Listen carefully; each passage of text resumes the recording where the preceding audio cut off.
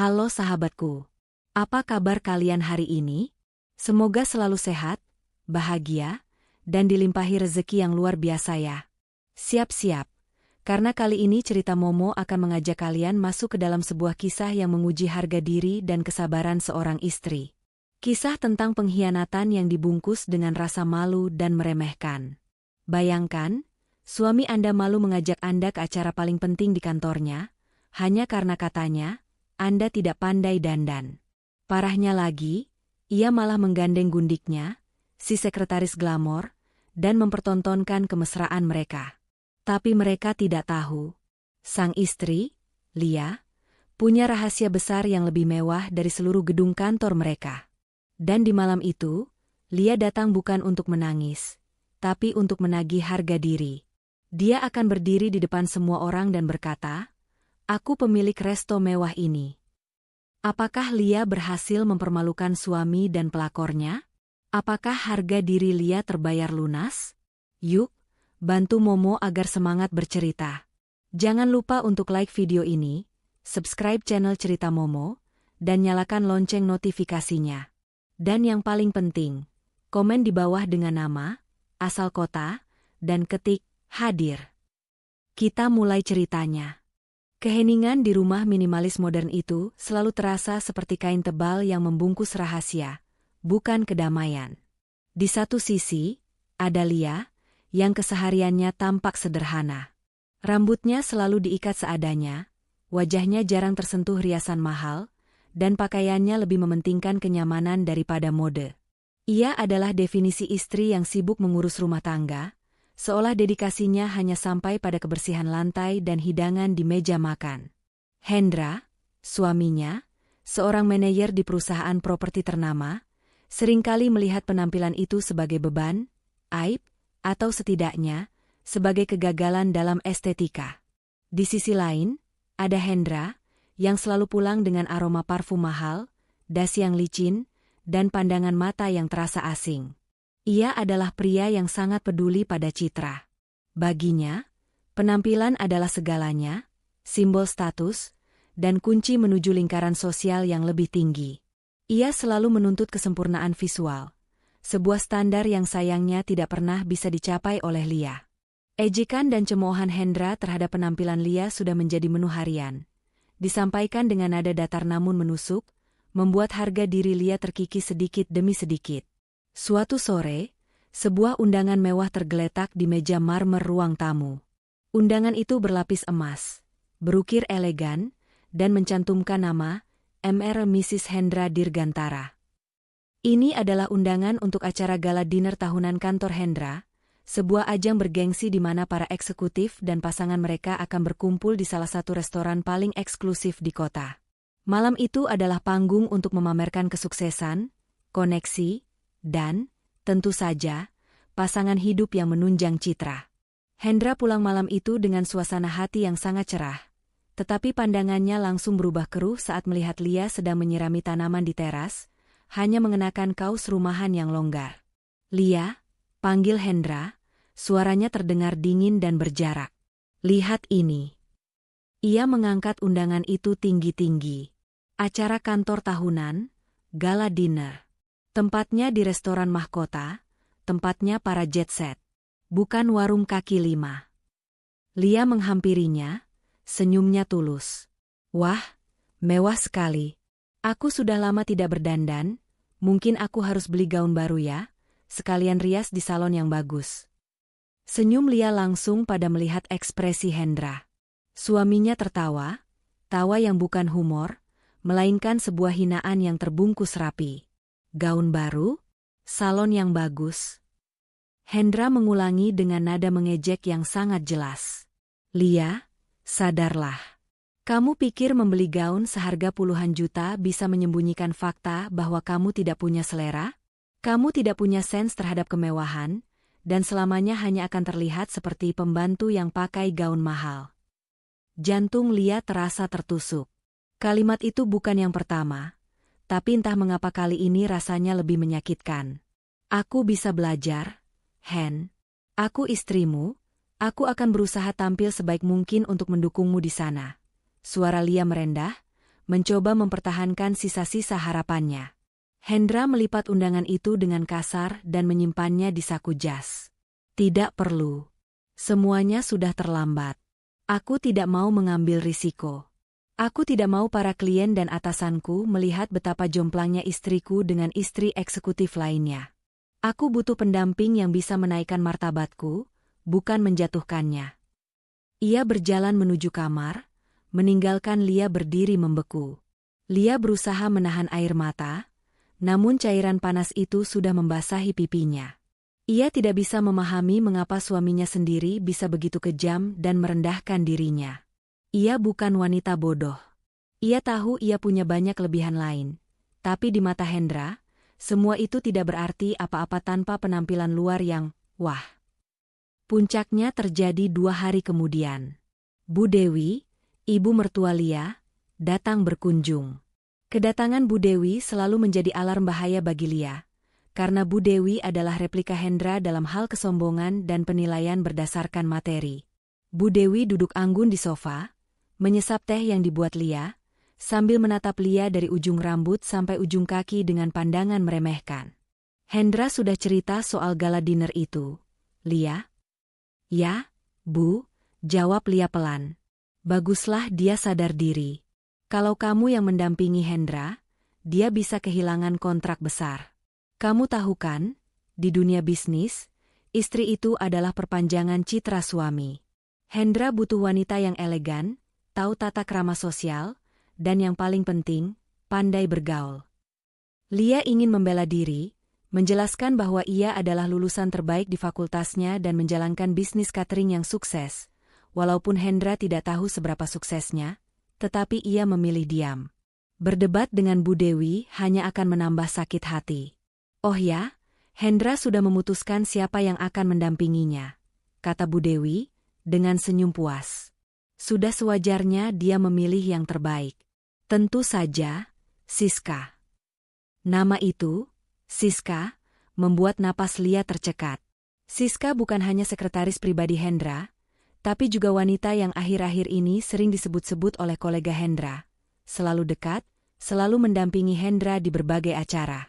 Desas-desus perselingkuhan mereka sudah menjadi rahasia umum. Meskipun Lia selalu menolaknya mentah-mentah di dalam hati. Sekarang, Bu Dewi, ibu mertuanya sendiri, mengonfirmasi kecurigaan terbesarnya. Siska? Maksud ibu, sekretaris Hendra? Tanya Lia, suaranya bergetar. Tentu saja. Siska itu tahu caranya berdandan. Dia tahu bagaimana berbicara dengan istri-istri CEO. Dia cantik, pintar, dan tidak akan membuat Hendra malu, kata Bu Dewi, tanpa sedikit pun empati. Kamu sebaiknya diam di rumah saja. Jaga dapur. Itu sudah paling pantas untukmu. Jangan coba-coba mengganggu acara mereka. Keluarlah. Kamu tidak pantas berada di lingkarannya. Kalimat itu, keluarlah. Kamu tidak pantas, menjadi titik balik. Ini bukan lagi soal penampilan atau riasan. Ini adalah penghinaan telak. Pengkhianatan terbuka yang direstui oleh ibu mertua. Malam itu, saat Hendra kembali dari kantor, Lia menghampirinya. Matanya sudah tidak berair, melainkan memancarkan api yang dingin dan tajam. Kamu akan mengajak Siska ke gala dinner itu? Tanya Lia tanpa basa-basi. Hendra tidak mengelak. Ia justru menyahut dengan sikap arogan. Ya, dan jangan coba-coba membuat drama. Ini demi karierku. Siska tahu bagaimana bertingkah laku. Dia sempurna untuk acara seperti itu. Kamu hanya akan jadi bayangan gelap yang membuat orang bertanya-tanya. Jadi, perselingkuhan kalian, yang direstui oleh ibu, demi karir, desak Lia. Ini bukan selingkuh, Lia. Ini adalah partnership profesional. Siska tahu dunia ini, kamu tidak. Sekarang, minggir. Aku lelah, jawab Hendra sambil mendorong bahu Lia dan masuk ke kamar mandi. Lia tidak bergerak. Ia berdiri di sana, di tempat yang sama saat ia pertama kali menerima undangan itu. Semua rasa sakit, penghinaan, dan kekecewaan mengkristal menjadi satu tekad, membalas. Ia sadar, Selama ini ia terlalu sibuk menjaga citra Hendra sebagai istri yang baik dan penurut, sampai lupa bahwa ia sendiri punya citra dan harga diri yang harus diselamatkan. Ia berjalan ke kamar kerjanya, sebuah ruangan yang selalu Hendra anggap sebagai gudang karena isinya hanya laptop dan beberapa berkas. Ia mengunci pintu, menyalakan laptopnya, dan membuka folder tersembunyi yang menyimpan rahasia kekayaannya. Di sana, tertulis jelas, PT Mahakarya Rasa Indonesia, Mahkota Group. Jaringan restoran mewah yang namanya Hendra sebut-sebut dengan bangga. Lia mengangkat ponselnya dan menghubungi nomor yang sudah lama ia hafal. Nomor Mila, sahabat karibnya, seorang penata gaya dan desainer ternama. "Mil, aku butuh bantuanmu." Pria itu sudah kelewatan. Dia menantangku. Suara Lia tenang, namun di dalamnya tersimpan janji kehancuran. "Aku mau kau siapkan segalanya. Pakaian, riasan, tatanan rambut. Malam gala dinner itu, aku akan datang. Dan aku akan tunjukkan pada suamiku, siapa sebenarnya wanita yang dia anggap tidak pantas dandan, itu." Setelah menutup telepon, Lia segera menghubungi nomor lain, sebuah kontak yang sangat formal dan profesional. Itu adalah nomor Pak Tito, seorang pengacara andal yang juga merupakan konsultan hukum perusahaannya. "Pak Tito, ini Lia. Rencana yang sudah kita diskusikan setahun lalu, kita laksanakan sekarang. Tolong siapkan surat gugatan cerai, beserta semua dokumen penarikan aset atas nama PT. Saya ingin semua fasilitas yang dipakai Hendra, mobil, kartu kredit perusahaan, dan aset yang masih terikat dengan kontrak bisnis kita, dibekukan atau ditarik pada malam acara itu juga. Ya, di restoran Mahkota. Biar mereka tahu, siapa yang selama ini membiayai kemewahan palsu mereka." Rasa sakit di hati Lia belum hilang. Tetapi kini rasa sakit itu berganti menjadi adrenalin dan tekad. Ia menatap pantulan dirinya di jendela. Ia mungkin tidak pandai berdandan untuk menyenangkan suaminya, tetapi ia sangat pandai membangun kerajaan bisnis rahasia. Malam gala dinner itu, Lia akan datang, bukan sebagai Mrs. Hendra yang memalukan, tetapi sebagai pemilik mahkota yang sesungguhnya. Ia akan menuntut kembali harga dirinya. Keputusan telah dibuat, dan bagi Lia, tidak ada lagi jalan untuk kembali. Kata-kata kasar Hendra dan restu penghinaan dari Bu Dewi telah membakar habis kesabaran terakhirnya. Ia tidak lagi melihat suaminya sebagai pasangan hidup, melainkan sebagai sebuah masalah bisnis yang harus segera diselesaikan dengan kerugian seminimal mungkin. Kebanyakan wanita mungkin akan menangis, meratap, atau menyerang balik secara emosional, namun Lia adalah seorang ahli strategi. Ia memilih merespons dengan logika, aset, dan hukum. Ia adalah pendiri Mahkota Group, bukan wanita yang bisa dibuang begitu saja ke pojokan. Pagi setelah percakapan malam itu, Lia segera menghubungi Mila. Mila, sahabatnya, yang juga seorang stylist selebriti terkenal, tiba di rumah Lia dengan mata penuh amarah. Mila sudah lama curiga dengan perlakuan Hendra, tetapi ia selalu menghormati permintaan Lia untuk merahasiakan status finansialnya. "Aku tidak percaya dia sebrengsek itu, Li. Dan ibunya? Astaga, Bu Dewi memang dari dulu ratu drama dan ratu uang." Sembur Mila, memeluk Lia dengan erat. "Kenapa kamu diam saja selama ini? Kenapa kamu biarkan mereka menginjak-injakmu?" Lia membalas pelukan itu. "Aku sedang mengumpulkan bukti, Mil. Aku selalu ingin memberinya kesempatan. Tapi kalimat Bu Dewi, keluarlah. Kamu tidak pantas. Itu sudah melampaui batas. Aku tidak hanya akan keluar dari rumah ini, tapi aku akan pastikan mereka yang dikeluarkan dari lingkaran yang selama ini mereka nikmati." Mila tersenyum getir. Ia tahu betul betapa cerdas dan terencananya Lia. "Baik. Jadi, rencana operasinya apa? Mau gaun seperti apa? Tema balas dendammu bagaimana? Diva? Queen? Atau cold-blooded CEO?" Lia menarik napas. Matanya memancarkan ketenangan seorang jenderal yang siap berperang. "Aku tidak mau terlihat seperti wanita yang baru saja dirias. Aku mau terlihat seperti aku yang sebenarnya, versi terbaik." Gaun yang elegan, berkelas, tidak terlalu terbuka, tapi memberikan aura kekuasaan. Ingat, Mil, aku bukan datang sebagai tamu Hendra. Aku datang sebagai pemilik restoran mahkota. Mila manggut-manggut. Dimengerti. Gaun yang mencerminkan kekayaan tanpa perlu berteriak. Aku akan kerahkan tim terbaikku. Dalam 3 hari ke depan, kamu hanya fokus pada mental dan Pak Tito. Biar urusan penampilan jadi urusanku. Sore itu, Bu Dewi datang lagi. Kali ini ia tidak datang sendirian. Ia membawa Siska, sekretaris Hendra, yang tampil sangat mencolok dengan gaun ketat dan riasan tebal, seolah ingin segera mengumumkan kemenangannya. Lia, kemari sebentar. Ada yang perlu kamu pelajari, panggil Bu Dewi dengan nada memerintah. Lia keluar dari dapur, tangannya masih beraroma masakan. Kontrasnya begitu mencolok dengan Siska yang duduk santai sambil memainkan rambutnya. Siska ini sudah aku anggap seperti anak sendiri, kata Bu Dewi, memeluk Siska dengan bangga. Lihat dia, Lia. Coba kamu perhatikan cara dia berpakaian, cara dia membawa diri. Kamu harusnya bisa begini. Jangan cuma bisa berkutat di dapur saja. Siska tersenyum sinis. Iya, Bu. Lia, kamu tahu, Hendra sering bilang kalau dia malu setiap kali ada acara kantor yang harus membawa pasangan. Dia selalu menolak promosi karena takut rekan-rekannya tahu dia punya istri seperti kamu. Lia menatap Siska lurus di mata, senyumnya tipis dan dingin. Begitu? Kasihan sekali suamiku harus berkorban sebesar itu demi karirnya. Ya? Bu Dewi tertawa renyah, mengira Lia sudah pasrah. Makanya, Lia, besok malam di gala dinner itu, biar Siska yang mendampingi Hendra. Siska sudah menyiapkan gaunnya yang seharga 2 kali lipat gajimu setahun. Kamu urus saja rumah, dan jangan sampai kamu membuat masalah, apalagi muncul di sana. Ingat, keluarlah. Kamu tidak pantas. Siska menambahkan dengan nada merendahkan. Betul, Lia.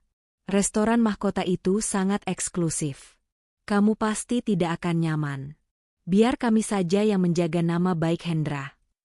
Lia mengambil keputusan untuk tidak membantah.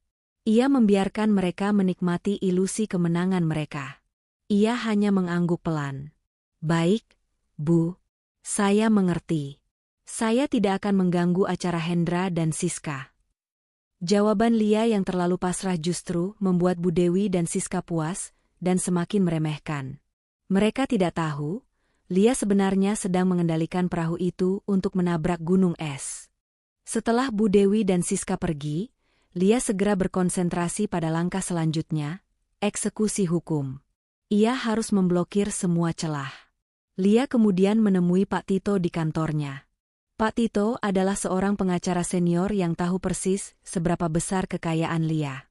Ia adalah satu-satunya orang, selain Mila, yang tahu bahwa Hendra dan Bu Dewi hidup dalam gelembung kemewahan palsu yang didanai oleh Lia.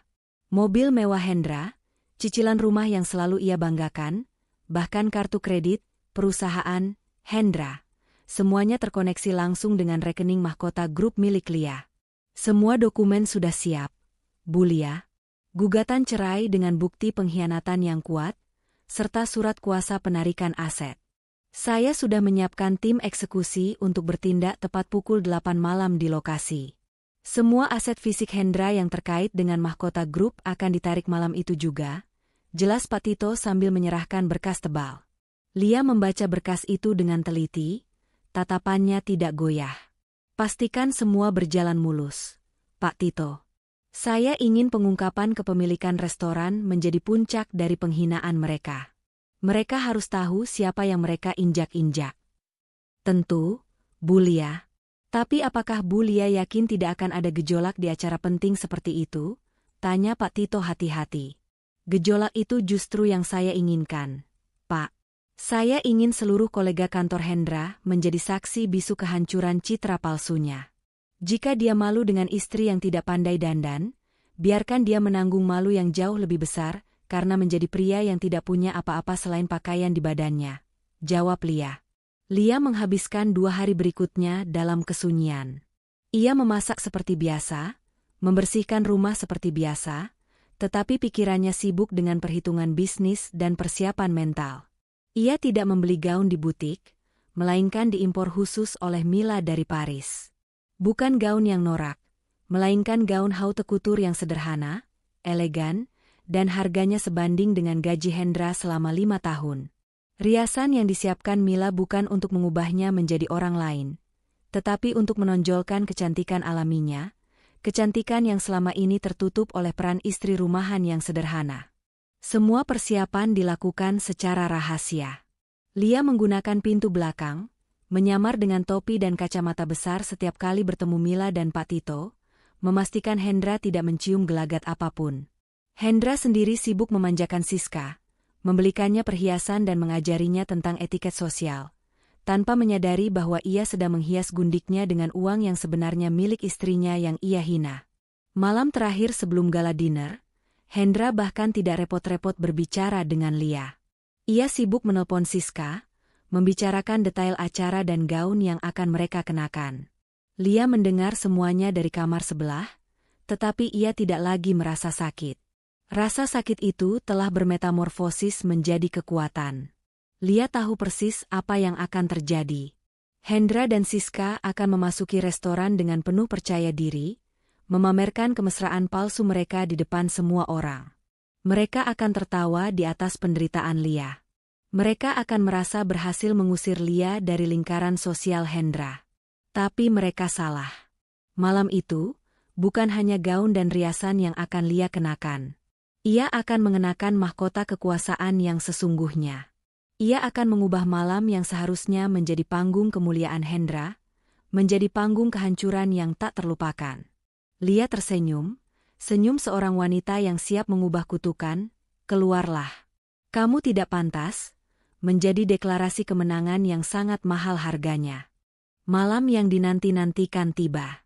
Di luar, langit malam tampak gelap dan sunyi, tetapi di balik pintu rumah Lia dan Hendra, ada gejolak yang jauh lebih besar dari badai.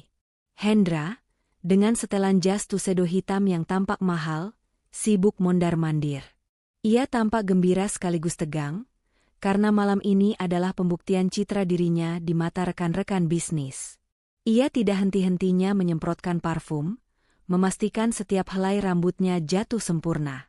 Di kamarnya, Lia melihat bayangan Hendra di cermin.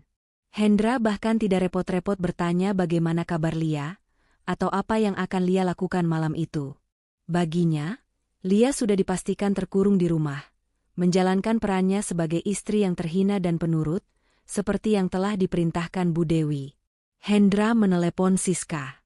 Nada bicaranya sangat mesra, jauh berbeda dari nada dingin yang selalu ia gunakan untuk berbicara dengan Lia. Sayang, kamu sudah di sana? Aku sudah siap.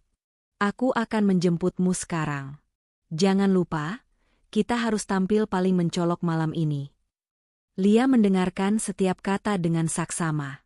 Kata-kata mesra Hendra tidak lagi melukai, tetapi memperkuat tekadnya. Ia melihat jam di dinding, pukul 18. Hendra akan berangkat sebentar lagi untuk menjemput Siska. Tepat pukul 18.30, Hendra keluar dari rumah. Dia mengunci pintu dari luar, tindakan yang sengaja ia lakukan untuk memastikan Lia tidak bisa keluar dan mempermalukannya. Senyum puas terukir di wajahnya saat mobil mewahnya melaju meninggalkan pelataran. Ia merasa telah sukses mengendalikan situasi dan menyingkirkan masalah bernama Lia. 5 menit setelah mobil Hendra menghilang dari pandangan, suasana di dalam rumah berubah drastis. Lia, yang tadinya hanya mengenakan daster rumahan, bergerak cepat. Ia tidak panik menghadapi pintu yang terkunci. Menggunakan kunci cadangan yang ia simpan rapi di balik bingkai foto, Lia membuka pintu dan segera bergerak ke garasi tersembunyi. Hendra tahu Lia punya satu mobil city car tua yang ia gunakan untuk berbelanja, tetapi ia tidak pernah tahu bahwa di balik gudang penyimpanan perkakas, Lia memiliki akses ke garasi yang terhubung dengan rumah tetangga. Garasi yang khusus ia gunakan untuk mobil-mobil koleksi pribadinya. Di sana, sudah menunggu Mila. Mila tidak sendirian.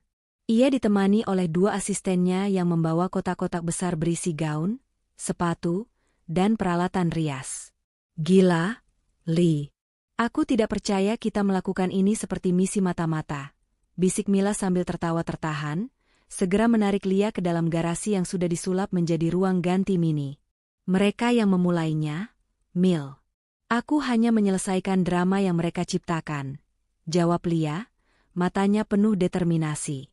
Proses transformasi dimulai dengan cepat dan profesional. Mila dan timnya bekerja seperti mesin. Mereka tidak berusaha mengubah Lia menjadi orang lain, tetapi mengangkat Lia, pemilik mahkota grup, yang selama ini tersembunyi. Riasan yang diaplikasikan tipis, namun berhasil menonjolkan fitur wajah Lia yang elegan dan cerdas. Rambut Lia yang biasanya diikat asal, kini ditata menjadi sanggul modern yang anggun. Gaun yang dipilih Mila adalah gaun panjang berwarna midnight blue, dengan potongan alain yang sederhana namun terbuat dari sutra terbaik. Gaun itu tidak memiliki payet atau hiasan mencolok, namun tekstur dan jatuhnya kain sudah berteriak, kemewahan tanpa perlu pamer. Begitu Lia mengenakan gaun itu, aura yang terpancar sangat berbeda. Ia bukan lagi istri yang takut dikeluarkan, melainkan wanita berkuasa yang siap mengambil alih panggung. Ini dia, Ratu Mahkota, seru Mila kagum. Hendra pasti akan jantungan saat melihatmu. Siska akan terlihat seperti pembantu yang mengenakan gaun pinjaman di sampingmu. Lia menatap bayangannya di cermin. Ia tersenyum, bukan senyum kepuasan, melainkan senyum kebenaran yang terungkap. Bukan hanya penampilanku, Mil. Aku ingin Hendra sadar bahwa bukan dia yang malu punya istri sepertiku, tapi aku yang malu punya suami sepertinya.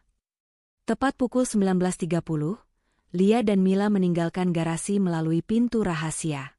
Di luar, sudah menunggu sebuah mobil mewah hitam dengan kaca gelap, dikemudikan oleh sopir pribadi Lia.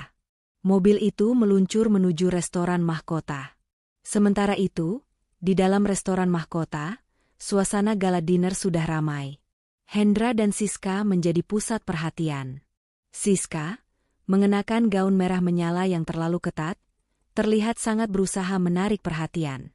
Hendra, bangga menggandeng Siska, berjalan berkeliling, menyapa atasan dan kolega. Cantik sekali Siska. Jauh lebih berkelas dari istrimu, bisik salah satu rekan Hendra. Hendra tersenyum lebar. Tentu saja. Lia? Dia lebih baik di rumah mengurus dapur. Dia tidak cocok dengan suasana seperti ini.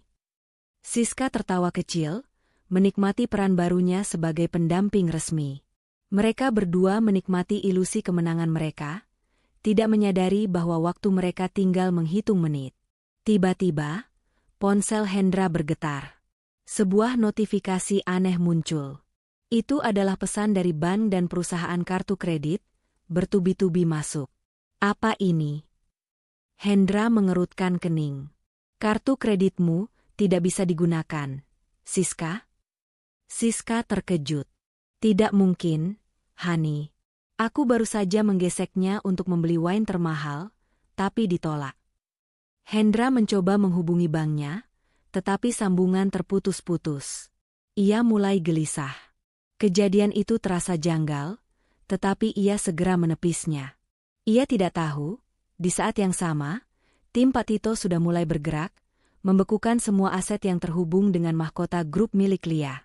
Tepat pukul 20, mobil Lia berhenti di depan restoran mahkota. Lia turun dari mobil, dengan penampilan yang begitu memesona, semua orang di luar restoran menoleh. Lia berjalan dengan anggun, ditemani Mila, menuju pintu utama.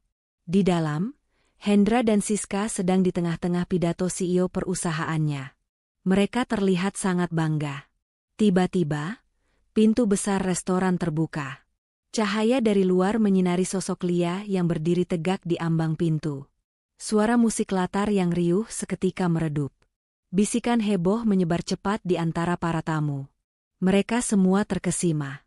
Mereka tahu itu adalah istri Hendra, Lia, tetapi aura yang dipancarkan wanita di pintu itu adalah aura yang asing, penuh percaya diri dan kekuasaan. Keterkejutan Hendra sangat nyata. Ia sedang tertawa bangga, tetapi tawa itu langsung terhenti di tenggorokannya. Matanya melebar, seolah melihat hantu. Ia melihat Lia, istrinya, yang katanya tidak pantas berdandan, kini berdiri bak seorang ratu. Gaunnya, tatanan rambutnya, kalung berlian yang melingkari lehernya, semuanya memancarkan kekayaan otentik yang jauh melampaui usaha keras Siska. Siska yang berdiri di samping Hendra, wajahnya langsung pucat pasi. Ia menyadari kualitas gaun yang dikenakan Lia. Ia tahu itu bukan gaun biasa. Rasa percaya dirinya yang tadinya meluap, seketika menguap digantikan rasa terancam. Lia tidak berjalan ke arah Hendra. Ia justru berjalan lurus ke arah panggung, tempat di mana CEO dan para petinggi perusahaan Hendra berada. Mereka semua menyambut Lia, bukan dengan sapaan basa-basi, melainkan dengan hormat yang mendalam. Hendra mencoba berbisik panik kepada Siska, kenapa dia ada di sini? Siapa yang mengundangnya? Bukankah dia dikunci di rumah? Sebelum Siska sempat menjawab, Lia sudah mengambil alih mikrofon. Ia memegang benda itu dengan tenang, menatap lurus ke arah Hendra dan Siska. Kepanikan di hati Hendra semakin membesar. Ia tahu ada sesuatu yang sangat salah. Malam ini, ia tidak hanya akan kehilangan citra, tetapi juga segalanya yang selama ini ia banggakan. Malam pelarian Lia dari rumah hanyalah awal dari keterkejutan terbesar dalam hidup Hendra. Keheningan yang mencekam menyelimuti Grand Ballroom restoran mahkota. Semua mata tertuju pada Lia, yang kini berdiri di atas panggung, menggenggam mikrofon dengan elegan. Ia tidak perlu berteriak. Ketenangannya sudah menjadi teriakan yang paling keras. Hendra dan Siska berdiri mematung di tengah kerumunan. Ekspresi wajah mereka campuran antara kepanikan yang membeku dan kebingungan yang memalukan. Mereka tidak hanya terkejut melihat penampilan Lia, tetapi juga terintimidasi oleh sambutan hormat yang diterima Lia dari para petinggi perusahaan, termasuk CEO Hendra sendiri, yang baru saja menyalaminya. Hendra mencoba berbisik pada Siska, ini pasti salah. Mungkin dia hanya kenal salah satu dari mereka. Cepat, Siska, pura-pura tidak kenal dia, atau suruh dia turun. Namun, kaki Hendra seolah terpaku pada lantai marmer. Ia merasakan tatapan tajam dari puluhan kolega, yang kini mulai berbisik-bisik, tidak hanya membahas kecantikan mendadak Lia, tetapi juga kegugupan yang tidak biasa dari Hendra dan Siska. Lia memulai bicara, suaranya lembut, namun menggema jelas di seluruh ruangan. Selamat malam. Terima kasih kepada Bapak Ibu sekalian yang sudah hadir dalam acara yang sungguh luar biasa ini. Saya merasa terhormat bisa berada di sini. Hendra menarik napas lega.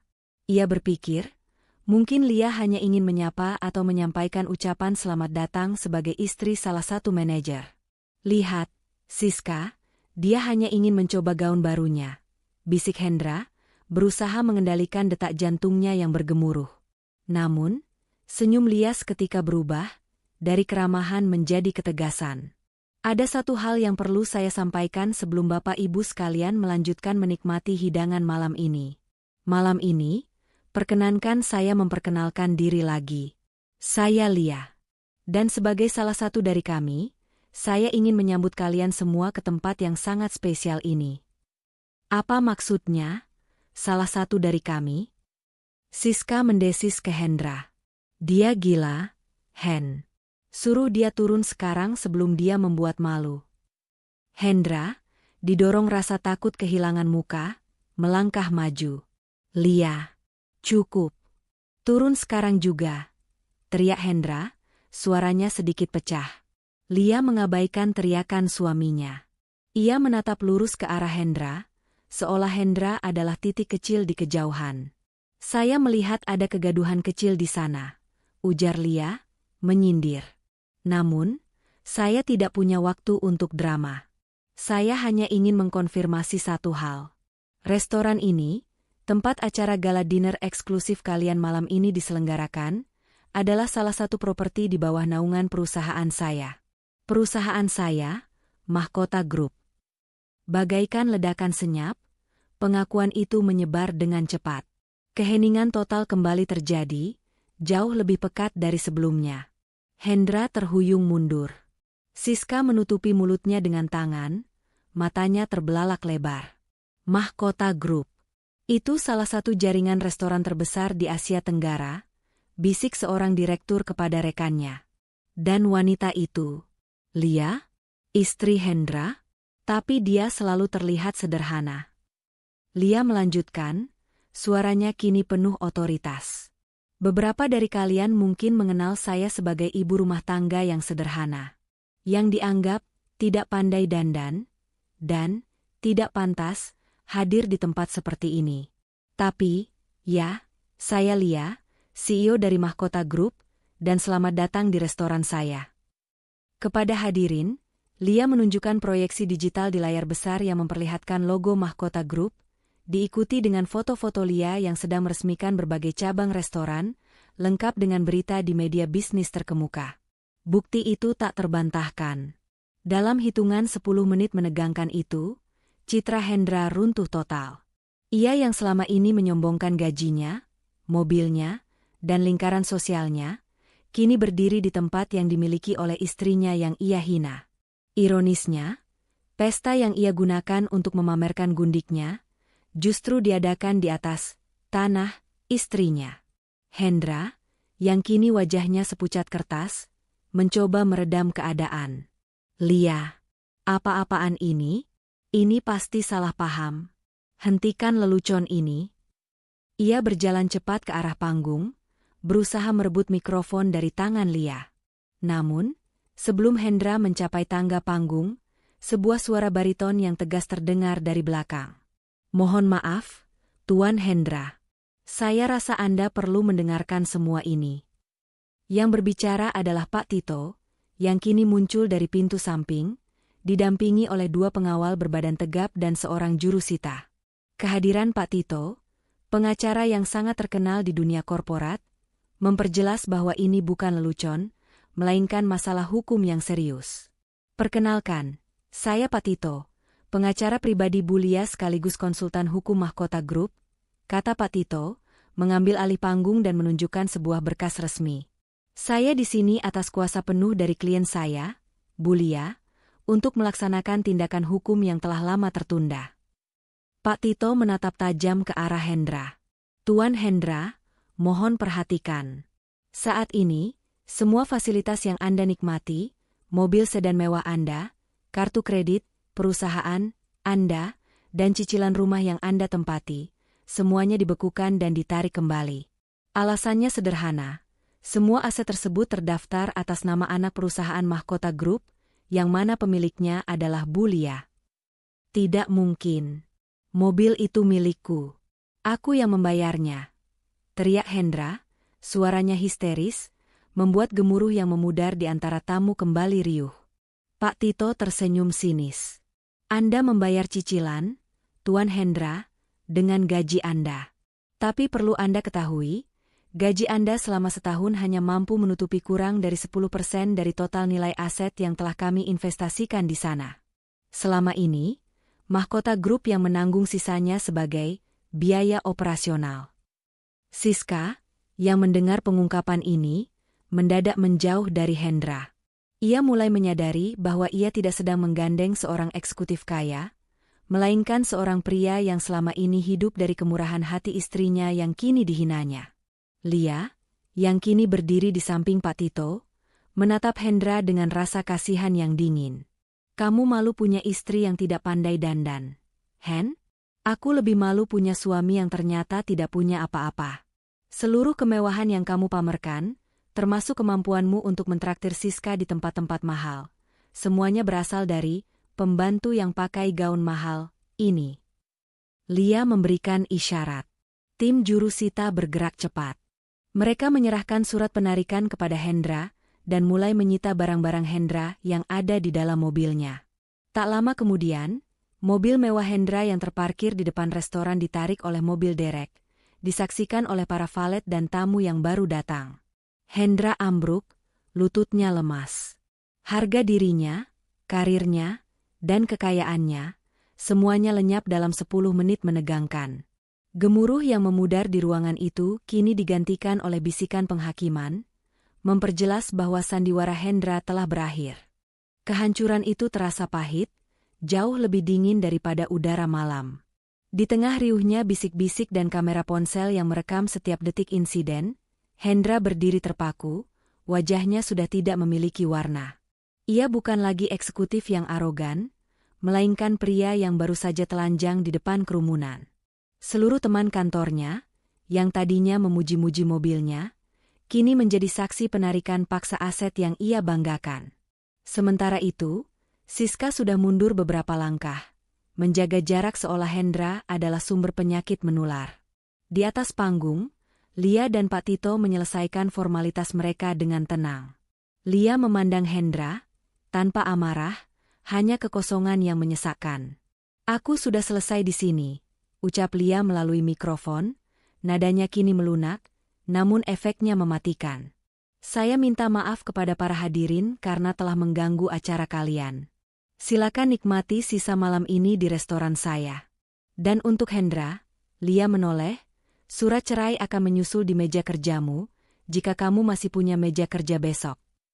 Lia turun dari panggung, tidak menoleh lagi ke arah Hendra. Ia berjalan keluar restoran dengan anggun, dikawal oleh Mila dan sopirnya. Kepergian Lia meninggalkan lubang hitam yang menghisap semua kehormatan Hendra. Hendra mencoba memegang tangan Siska. "Siska, katakan sesuatu. Ini semua palsu, kan? Katakan pada mereka." Siska menepis tangan Hendra. Sorot matanya kini penuh penghinaan. "Palsu? Mobilmu baru saja ditarik di depan mata semua orang. Kamu bilang kamu kaya, kamu bilang kamu manajer sukses. Ternyata kamu hanya menumpang hidup pada istrimu yang kamu hina. Aku tidak mau ada urusan dengan pria bangkrut." Siska segera berbalik dan berjalan cepat meninggalkan ballroom, meninggalkan Hendra sendirian di tengah cemoohan kolega. Hendra kini menjadi tontonan, dikelilingi oleh tatapan sinis. Manajer seniornya menghampiri dengan ekspresi murka. "Hendra, kamu tidak hanya mempermalukan dirimu sendiri, tapi juga perusahaan. Menggunakan aset yang sebenarnya milik perusahaan lain? Dan ini semua terjadi di acara gala dinner? Besok, kamu urus administrasi pemecatanmu." Hendra terhuyung keluar dari restoran mahkota, berjalan kaki di sepanjang trotoar. Dinginnya malam tidak sebanding dengan dinginnya kenyataan yang menghantamnya. Ia tidak punya mobil, ia tidak punya kartu kredit, dan ia tidak punya pekerjaan. Ia hanya punya satu tempat tujuan, rumahnya, atau lebih tepatnya, rumah Lia. Keesokan paginya, kekacauan yang terjadi di restoran mahkota sudah menjadi berita panas di kalangan korporat. Gosip itu menyebar cepat, merusak total reputasi Hendra. Sementara itu, Bu Dewi terbangun di pagi hari dengan suasana hati yang ceria. Ia sudah membayangkan betapa gemilangnya penampilan Hendra dan Siska di pesta tadi malam. Ia segera menelepon Hendra. "Hendra, bagaimana pestanya? Apakah Siska sukses membuat semua orang iri? Aku yakin Lia pasti menangis di rumahnya, menyadari betapa jauh kelasnya dibandingkan Siska," kata Bu Dewi dengan nada puas. Namun, jawaban Hendra terdengar putus asa. "Bu, aku diusir dari kantor. Mobilku ditarik. Semua kartuku diblokir. Aku tidak punya apa-apa lagi, Bu." Bu Dewi tertawa keras, mengira Hendra sedang melucu. "Jangan bercanda. Memangnya siapa yang berani menarik mobilmu? Itu mobil mewah, Hen." "Lia, Bu. Istriku. Dia pemilik Mahkota Group. Restoran tempat kita berpesta malam itu, dia pemiliknya. Dan semua yang kita miliki selama ini adalah miliknya." Suara Hendra pecah. Bu Dewi terdiam. Kesenangannya lenyap, digantikan rasa takut yang dingin. Ia segera bergegas ke rumah Lia. Ia menemukan Lia sedang duduk tenang di ruang tamu, sudah berganti pakaian menjadi kemeja putih sederhana, tampak lebih santai dari sebelumnya. Di samping Lia duduk Pak Tito, dengan berkas-berkas di tangannya. "Lia, apa-apaan ini? Kamu main drama apa lagi?" "Tidak lucu," teriak Bu Dewi, amarahnya menutupi rasa takutnya. Lia menatap Bu Dewi, ekspresinya datar. "Saya tidak main drama, Bu.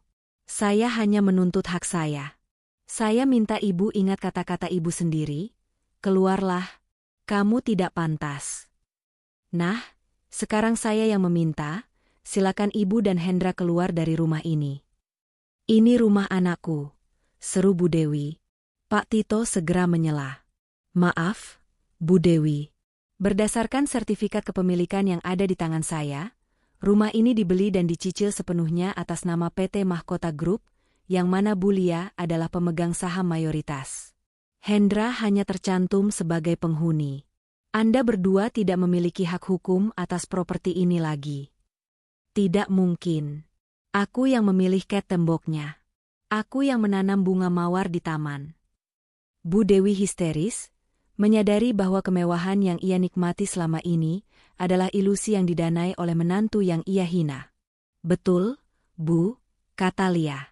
Dan saya sudah memberikan Anda waktu 24 jam untuk mengemasi barang-barang pribadi Anda dan Hendra.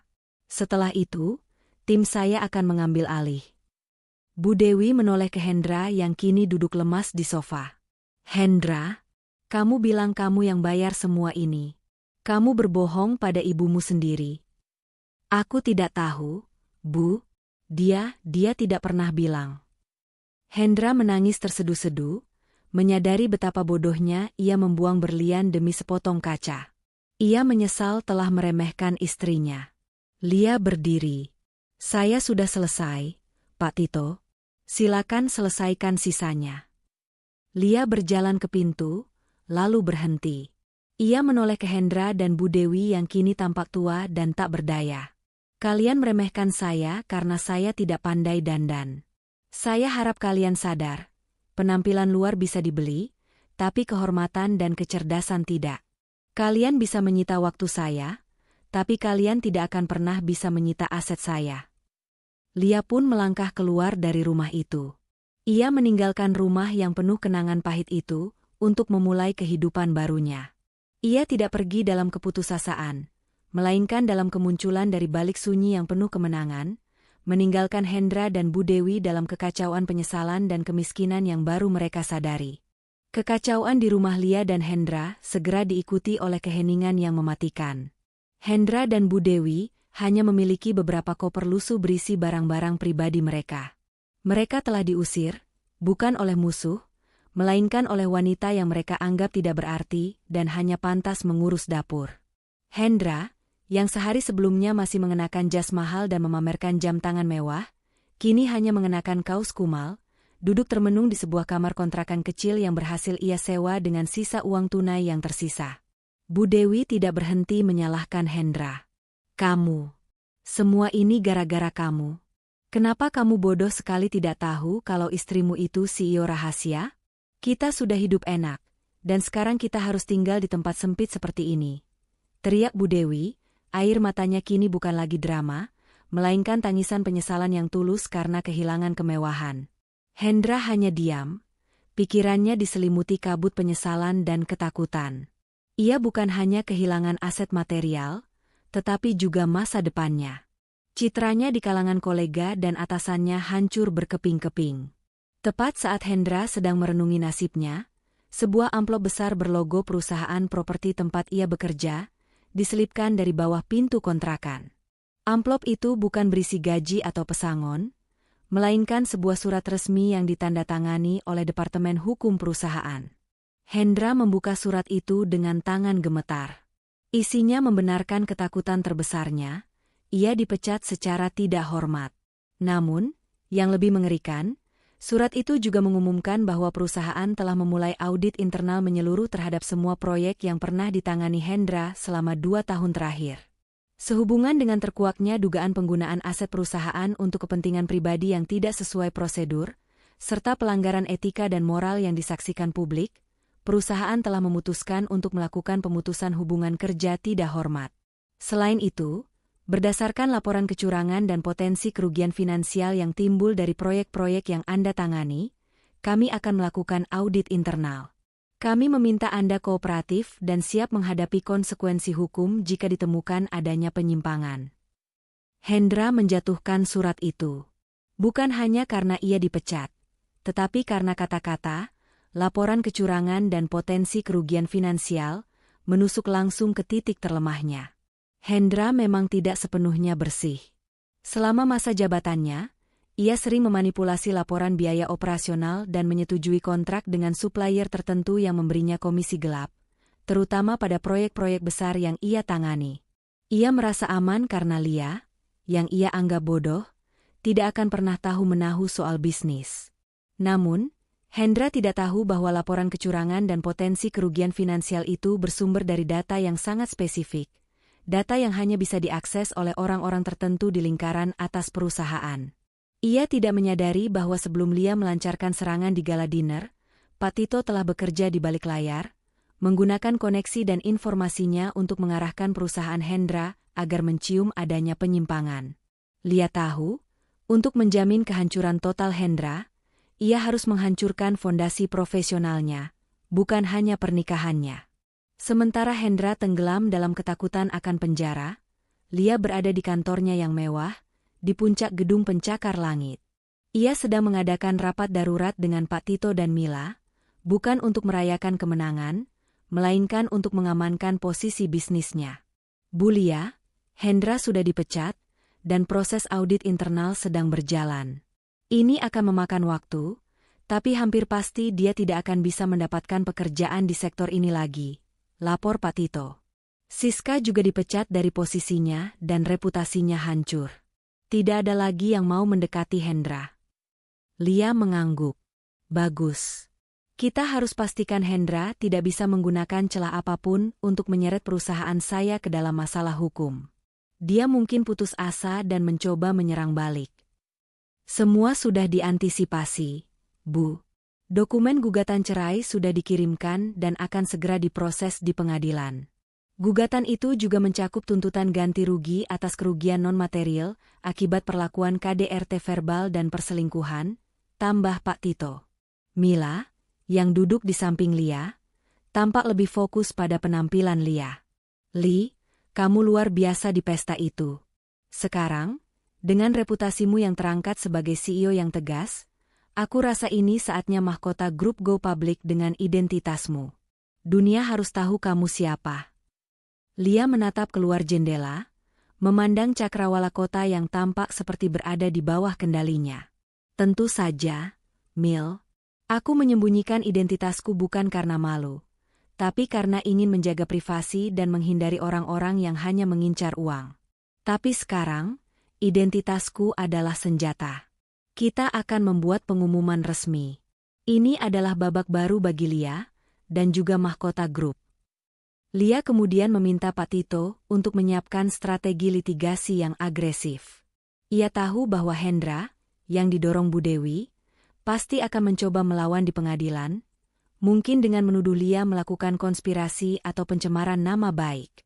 Lia harus siap dengan setiap bukti, termasuk rekaman cemoohan Hendra dan Bu Dewi, serta semua bukti transfer dana rahasia dari mahkota grup ke rekening Hendra. Strategi Lia berfokus pada dua hal. Pengamanan penuh aset, memastikan Hendra tidak memiliki klaim sedikitpun atas asetnya, menggunakan bukti perselingkuhan dan KDRT verbal sebagai alasan moral yang kuat untuk pengadilan. Penghancuran reputasi total, memastikan Hendra tidak hanya bangkrut secara finansial, tetapi juga karir. Audit internal yang sedang berjalan adalah kunci untuk mencapai hal ini. Malam itu, Hendra mencoba menghubungi Lia. Panggilan dari nomor tidak dikenal masuk ke ponsel Lia. Lia, tolong angkat. Aku mohon. Suara Hendra terdengar putus asa. Lia mengangkatnya, suaranya dingin dan profesional. Ini Lia, ada keperluan apa? Lia, tolong hentikan audit itu. Aku mohon, aku bisa dipenjara. Aku salah, aku minta maaf. Aku menyesal sudah menghinamu. Aku menyesal tidak memilihmu di gala dinner itu. Hendra meratap. Penyesalanmu terlambat, Hendra, jawab Lia datar. Aku sudah memberimu bertahun-tahun kesempatan. Aku memberimu segalanya. Dan sebagai balasannya, kamu menginjak-injak harga diriku. Audit itu bukan urusanku, itu urusan mantan perusahaanmu. Itu adalah konsekuensi dari perilakumu sendiri.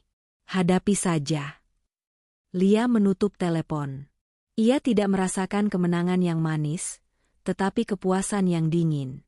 Ancaman dari surat resmi dan audit internal adalah akhir yang setimpal bagi seorang pria yang menilai orang lain hanya dari penampilan. Ia kini telah mengamankan babak baru dalam hidupnya. Sebuah babak di mana ia akan hidup dengan mahkota, sejati, kecerdasan dan integritasnya. Setelah Lia memutus panggilan telepon putus asa dari Hendra, ia merasa seolah beban bertahun-tahun telah terangkat dari pundaknya. Tidak ada lagi rasa bersalah, hanya fokus pada masa depan. Fase berikutnya dari strategi balas dendamnya bukanlah lagi soal konfrontasi pribadi, melainkan tentang pengukuhan identitas dan legitimasi di mata publik dan hukum. Gugatan cerai resmi telah dilayangkan oleh Pak Tito. Berkas tebal itu tidak hanya mencantumkan perselingkuhan Hendra dengan Siska sebagai alasan, tetapi juga menambahkan tuntutan atas KDRT verbal yang selama bertahun-tahun dilakukan Hendra dan Bu Dewi. KDRT verbal ini diperkuat dengan beberapa rekaman suara yang diam-diam dikumpulkan oleh Mila saat Bu Dewi dan Hendra secara terbuka meremehkan Lia. Lia ingin memastikan bahwa di mata pengadilan, ia tidak hanya meninggalkan suaminya, tetapi juga melarikan diri dari lingkungan yang toksik dan merendahkan. Di sisi lain, kehidupan Hendra dan Bu Dewi semakin terpuruk. Mereka kesulitan mencari pekerjaan karena berita pemecatan Hendra dan isu audit internal telah menyebar luas. Siska, yang kini juga menganggur, menolak semua panggilan Hendra, memastikan ia benar-benar memisahkan diri dari pria yang kini dicap bangkrut dan terhina. Bagaimana mungkin Lia punya bukti rekaman? Kenapa kamu tidak pernah memberitahuku tentang Mahkota Group? Bu Dewi meraung di kontrakan mereka, meninju Hendra yang hanya bisa menunduk. Aku tidak tahu, Bu. Dia sangat tertutup soal pekerjaannya. Aku selalu pikir dia hanya punya bisnis catering kecil-kecilan. Hendra menjawab, kini menyadari bahwa rahasia terbesar Lia bukanlah soal tidak bisa berdandan, melainkan soal kekayaan yang ia sembunyikan untuk menghindari keserakahan keluarganya. Dia punya Mahkota Group. Restoran-restoran mewah itu, dan kita menghinanya setiap hari. Sekarang kita tidak punya apa-apa. Bu Dewi menangis histeris. Penyesalan mereka sudah bercampur dengan kemarahan pada diri sendiri, karena telah menghancurkan satu-satunya sumber kemewahan mereka. Sementara itu, Lia mengambil langkah besar yang menjadi master stroke dalam rencana strateginya, pengungkapan resmi identitasnya. Di sebuah konferensi pers eksklusif yang diadakan di salah satu restoran andalan Mahkota Group, Lia tampil di hadapan media bisnis dan gaya hidup. Ia tidak datang sebagai istri Hendra yang terhina, tetapi sebagai CEO yang tegas dan berwibawa. Di sampingnya, berdiri Pak Tito, dan di belakangnya, Mila sebagai konsultan brandingnya. Selamat pagi. Saya Lia, dan saya adalah CEO serta pendiri dari Mahkota Group, kata Lia, memulai pidatonya. Konferensi pers itu menjadi berita utama dalam hitungan jam. Media tidak hanya terkejut karena pemilik jaringan restoran raksasa itu adalah wanita yang selama ini jarang terekspos, tetapi juga karena waktu pengumumannya yang bertepatan dengan skandal Hendra. Mengapa baru sekarang Anda mengungkapkan identitas Anda, terutama setelah skandal yang melibatkan suami Anda? Tanya seorang reporter dengan berani. Lia tersenyum tipis, sebuah senyum yang menunjukkan kekuatan. Selama bertahun-tahun, saya memilih hidup sederhana dan tertutup untuk menjaga privasi.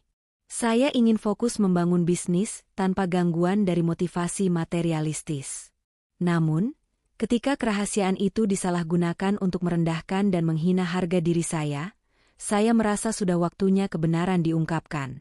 Saya ingin membuktikan bahwa wanita yang dianggap tidak pandai dandan, bisa memiliki kekuatan dan kekayaan yang jauh melampaui standar dangkal yang ditetapkan orang lain.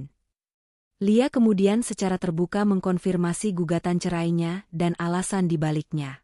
Ia tidak menyebut nama Hendra, tetapi ia berbicara tentang pentingnya menghargai pasangan dan tidak mengukur nilai seseorang dari penampilan atau uang. Saya meninggalkan pernikahan ini untuk menyelamatkan harga diri saya. Dan kini, saya mendedikasikan diri sepenuhnya pada bisnis saya. Tutup Lia. Dampak dari pengungkapan ini sangat masif. Reaksi publik, terutama wanita, langsung berpihak pada Lia. Ia menjadi simbol pemberdayaan wanita yang melawan peremehan. Hendra dan Bu Dewi, serta Siska, kini dicap sebagai pihak yang serakah dan dangkal. Posisi hukum, pengungkapan ini sangat menguntungkan di pengadilan. Hendra tidak lagi bisa mengklaim bahwa Lia merampas aset mereka, karena Lia membuktikan bahwa aset itu adalah aset bisnisnya sendiri yang disalahgunakan Hendra. Bukti perselingkuhan dan KDRT verbal semakin memperkuat posisi Lia. Tekanan pada Hendra menerima tekanan besar-besaran, bukan hanya dari pengadilan, tetapi juga dari pandangan publik. Ia tidak bisa melarikan diri dari skandal tersebut, karena Lia kini adalah berita nasional. Pengungkapan rahasia kekayaan Lia menjadi puncak tertinggi dari strategi balas dendamnya. Ia tidak hanya merusak citra Hendra, tetapi juga menggunakan kekayaannya untuk mengubah narasi. Bu Dewi yang melihat berita Lia di televisi, merasa sangat terpukul. Dia gila. Dia mempermalukan kita di depan seluruh Indonesia. Kita harus melawan, Hendra. Kita harus bilang ke pengadilan dia tidak waras. Hendra, yang sudah putus asa, tahu perlawanan itu sia-sia. Kita tidak punya uang, Bu. Kita tidak punya bukti. Dia punya pengacara terbaik dan dia punya uang tak terbatas. Kita sudah kalah, Bu. Kita sudah kalah sejak aku malu mengajaknya ke pesta itu. Lia, yang kini tengah mempersiapkan diri untuk sidang pertama, menerima bunga dan dukungan dari banyak pihak. Ia telah mengubah rasa sakit menjadi kekuatan. Ia akan memasuki ruang sidang bukan sebagai korban, tetapi sebagai CEO yang menuntut keadilan. Ia telah keluar dari sunyi dan kini bersinar di puncak karirnya, siap menanggalkan nama Mrs. Hendra untuk selamanya. Skandal antara Lia dan Hendra telah bertransformasi dari sekadar gosip kantor menjadi tontonan publik yang menarik.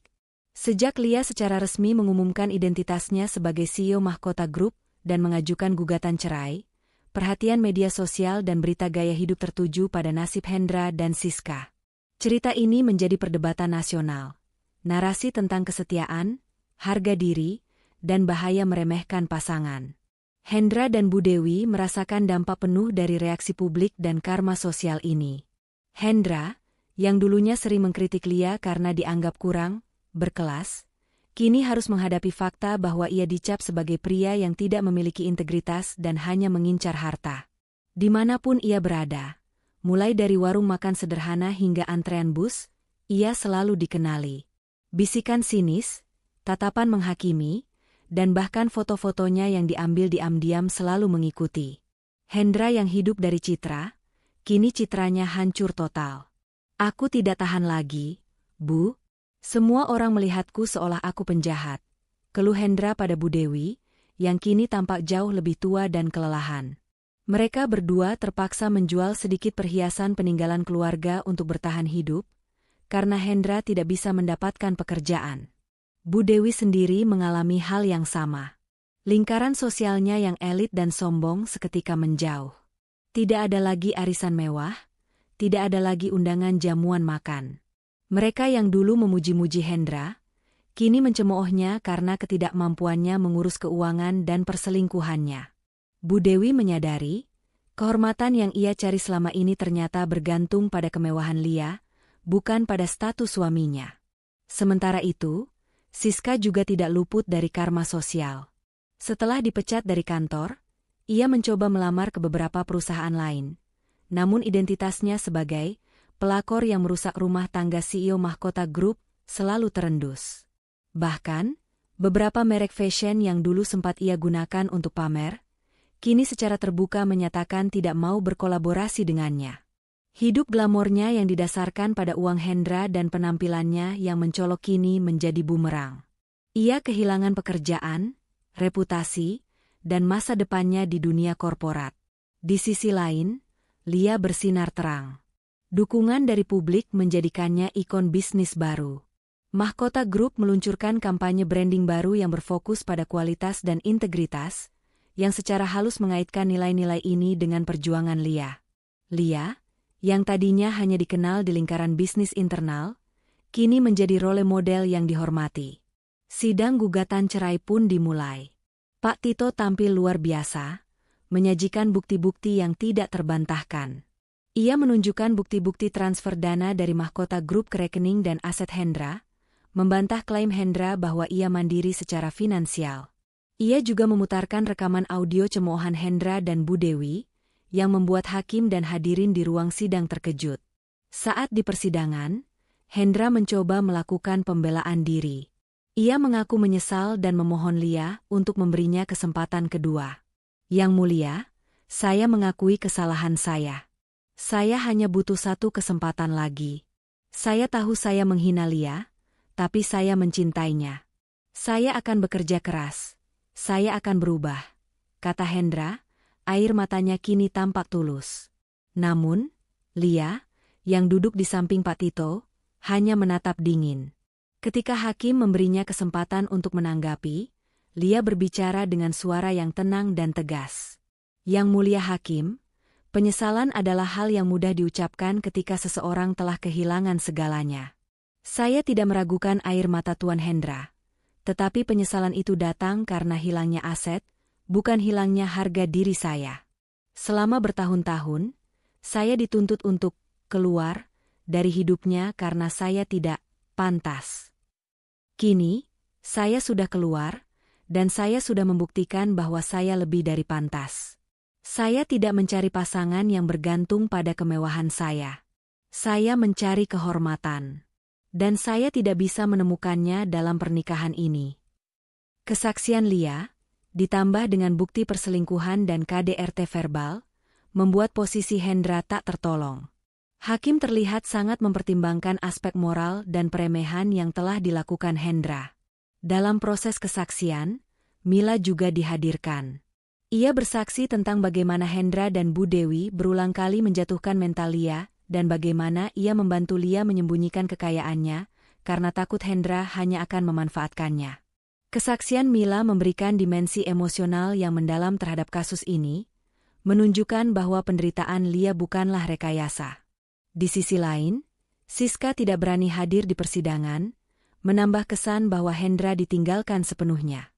Bu Dewi hadir, tetapi ia hanya bisa menunduk malu, tidak berani mengangkat kepala melihat Lia yang kini berdiri sebagai wanita yang kuat dan berwibawa. Sidang pun ditutup, dengan pengumuman bahwa keputusan akhir akan dibacakan pada sidang berikutnya. Namun, hasil akhirnya sudah terlihat jelas. Reaksi publik dan karma sosial telah lebih dulu menghukum Hendra dan Siska, jauh sebelum palu hakim diketuk. Mereka kehilangan lebih dari sekadar uang. Mereka kehilangan martabat dan tempat di masyarakat. Hari pembacaan putusan sidang cerai akhirnya tiba. Ruang sidang dipenuhi oleh awak media dan masyarakat yang tertarik dengan kasus yang telah menjadi simbol perlawanan terhadap budaya meremehkan pasangan. Lia hadir dengan tenang dan elegan, didampingi oleh Pak Tito dan Mila. Di sudut lain, Hendra dan Bu Dewi duduk dengan kepala tertunduk. Mereka tampak lusuh, kontras dengan kilauan lampu sorot kamera yang mengarah pada Lia. Siska tidak terlihat, ia memilih menghilang sepenuhnya dari sorotan. Sebelum hakim membacakan putusan, ia memberikan kesempatan terakhir kepada Hendra dan Bu Dewi untuk menyampaikan sepatah kata.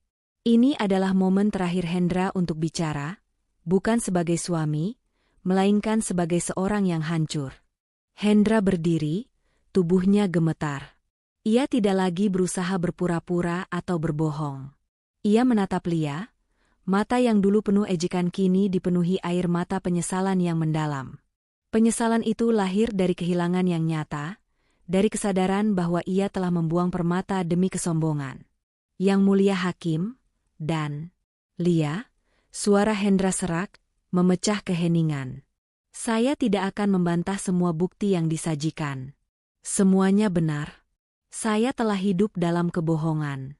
Saya tidak pernah benar-benar mencintai Lia. Saya mencintai citra yang bisa saya dapatkan dari uang saya, dan saya menghina Lia karena penampilan sederhananya. Hendra menarik napas dalam-dalam. Saya sangat menyesal, Lia. Bukan hanya karena saya kehilangan mobil, rumah, dan pekerjaan. Tapi karena saya baru sadar betapa bodoh dan dangkalnya saya. Saya mengira kehormatan ada pada jas mahal dan kartu kredit. Tapi kehormatan yang sebenarnya ada pada wanita yang selama ini saya permalukan. Saya tahu permintaan maaf saya tidak akan mengubah apapun, dan saya pantas mendapatkan karma ini. Saya hanya berharap, suatu hari, kamu bisa menemukan kebahagiaan sejati. Tangisan Hendra terdengar pilu. Seluruh hadirin, termasuk media, terpaku. Itu adalah pengakuan penyesalan yang jujur dari seorang pria yang telah kehilangan segalanya. Giliran Bu Dewi. Bu Dewi berdiri dengan susah payah. Ia tampak renta dan rapuh. Wajahnya yang dulu sombong kini tampak layu. "Lia, Ibu minta maaf," kata Bu Dewi lirih. "Ibu buta, Bu. Ibu selalu mengira kekayaan itu harus terlihat. Ibu selalu membandingkanmu dengan Siska. Ibu meremehkanmu, Bu. Ibu ikut-ikutan meminta kamu keluar dari hidup kami. Ibu menyesal karena telah mengizinkan anak ibu berbuat dosa. Sekarang, kami mendapatkan balasan setimpal. Kami tidak punya apa-apa. Ibu kehilangan semua teman, semua harga diri. Kami memang pantas miskin. Ibu hanya minta satu hal, Lia, maafkan Hendra, dan maafkan ibu. Semoga kamu bahagia." Pengakuan penyesalan yang datang dari Bu Dewi ini menyentuh hati Lia. Bukan karena Lia mencari belas kasihan, tetapi karena ia melihat kebenaran dalam kata-kata Bu Dewi. Dendamnya terbayar lunas. Mereka tidak hanya dihukum secara material, tetapi juga secara moral. Hakim kemudian mengambil alih dan membacakan putusan. Setelah menimbang semua bukti perselingkuhan, KDRT verbal, dan pengakuan jujur dari Tuan Hendra di sidang terakhir ini, Pengadilan Agama memutuskan mengabulkan gugatan cerai yang diajukan oleh penggugat, Lia. Perkawinan antara Lia dan Hendra secara resmi diputus karena alasan perselingkuhan dan KDRT. Semua harta yang didaftarkan atas nama Mahkota Group sepenuhnya menjadi hak penggugat. Tergugat tidak berhak atas tuntutan harta gonogini apapun, mengingat adanya bukti pelanggaran etika perkawinan yang serius dan bukti bahwa harta yang diklaim tergugat adalah aset bisnis penggugat. Memerintahkan Tuan Hendra untuk membayar ganti rugi non-material kepada Lia, yang jumlahnya akan disesuaikan dengan kemampuan ekonominya saat ini, sebagai hukuman atas KDRT verbal yang dilakukan. Palu hakim diketuk 3 kali, menandai berakhirnya pernikahan Lia dan Hendra. Lia resmi menjadi wanita merdeka, tidak lagi terikat dengan pria yang telah menghinanya. Ia menoleh ke arah Hendra dan Bu Dewi, yang kini benar-benar menangis. Lia tidak mendekat, tetapi ia memandang mereka dengan tatapan yang damai, seolah mengatakan, perjuangan ini sudah selesai. Lia keluar dari ruang sidang, disambut sorak-sorai media dan senyum bangga dari Mila dan Pak Tito. Ia sudah mendapatkan kembali apa yang seharusnya menjadi miliknya, kehormatan, harga diri, dan kebebasan. Sementara di belakangnya, Hendra dan Bu Dewi ditinggalkan dalam penyesalan yang pahit, menyadari bahwa harga kesombongan mereka jauh lebih mahal daripada seluruh aset Mahkota Group. Beberapa bulan telah berlalu sejak palu hakim diketuk, mengakhiri kisah pahit pernikahan Lia dan Hendra. Bagi Lia, perceraian itu bukanlah akhir, melainkan awal dari babak terindahnya. Ia kini sepenuhnya fokus pada Mahkota Group, yang mengalami pertumbuhan pesat berkat publisitas positif dari kisahnya. Ia tampil di sampul majalah bisnis, menjadi pembicara inspiratif, dan menjelma menjadi ikon pengusaha wanita yang sukses, berwibawa, dan dihormati. Ia akhirnya hidup dengan mahkota sejati di puncak karir yang ia bangun sendiri. Lia pindah dari rumah yang menyimpan kenangan buruk itu. Ia membeli sebuah penthouse mewah dengan pemandangan kota, yang melambangkan kebebasan dan kekuatannya. Rumah barunya ini tidak lagi didekorasi untuk menyenangkan selera suaminya, melainkan untuk kenyamanan dan ketenangan dirinya. Mila tetap menjadi sahabat karibnya dan kini menjadi direktur branding Mahkota Group, memastikan citra Lia selalu terawat, bukan untuk mencari pujian, tetapi untuk merefleksikan kekuatan internalnya. Suatu sore, saat Lia sedang menghadiri launching cabang baru restorannya, seorang reporter mengajukan pertanyaan tentang masa lalunya. "Bu Lia, setelah semua yang terjadi, Apakah Anda pernah bertemu atau mendengar kabar tentang mantan suami Anda, Hendra, dan Bu Dewi? Lia tersenyum lembut. Saya sudah menutup buku itu. Namun, saya mendoakan mereka. Saya harap mereka menemukan kedamaian dan menyadari bahwa nilai seseorang tidak pernah ditentukan oleh aset atau penampilan. Saya fokus pada masa depan saya dan pertumbuhan perusahaan saya. Kenyataannya, kabar tentang Hendra dan Bu Dewi memang sampai ke telinga Lia melalui Pak Tito. Setelah sidang terakhir, Hendra benar-benar kesulitan mendapatkan pekerjaan. Reputasinya sudah rusak total, dan pengadilan memaksanya untuk membayar ganti rugi non-material kepada Lia, meski jumlahnya kecil. Ia kini bekerja serabutan, menyadari betapa rentannya hidup yang hanya bergantung pada citra palsu. Bu Dewi terpaksa menjual semua perhiasannya dan kini tinggal di pinggiran kota, hidup dalam kesederhanaan yang ironisnya selalu ia hina. Penyesalan mereka tulus, tetapi sudah terlambat. Mereka membayar mahal untuk kesombongan mereka. Lia tidak lagi merasakan dendam. Ia telah membuktikan kepada Hendra, Bu Dewi, dan juga kepada dirinya sendiri, bahwa wanita yang dicap tidak pandai dandan, bisa memiliki kekayaan, kecerdasan, dan harga diri yang jauh melampaui siapapun yang meremehkannya. Ia berhasil mengubah kutukan menjadi kekuatan. Naila resmi bercerai dari Edo, sukses dalam karirnya, sementara Bu Hani dan Edo jatuh miskin dan menyesali perbuatan mereka. Beberapa tahun kemudian, Lia berada di puncak kesuksesan. Bisnisnya berkembang ke mancanegara. Ia tidak lagi mencari cinta, tetapi cinta yang otentik datang menghampirinya. Ia bertemu dengan seorang pengusaha yang menghargai kecerdasan, integritas, dan tawa tulusnya, bukan penampilannya semata. Lia, yang dulu takut dihakimi karena kesederhanaannya, kini justru dipuja karena otentisitasnya. Ia akhirnya menyadari bahwa mahkota sejati yang ia cari bukanlah perhiasan atau gaun mahal, tetapi rasa percaya diri yang lahir dari kerja keras dan keberanian untuk berdiri tegak setelah diinjak-injak. Lia tidak pernah mengulang kesalahan Hendra. Ia membangun hubungan barunya di atas dasar kejujuran dan rasa saling menghargai, memastikan bahwa kekayaannya tidak akan pernah menjadi alat untuk mengendalikan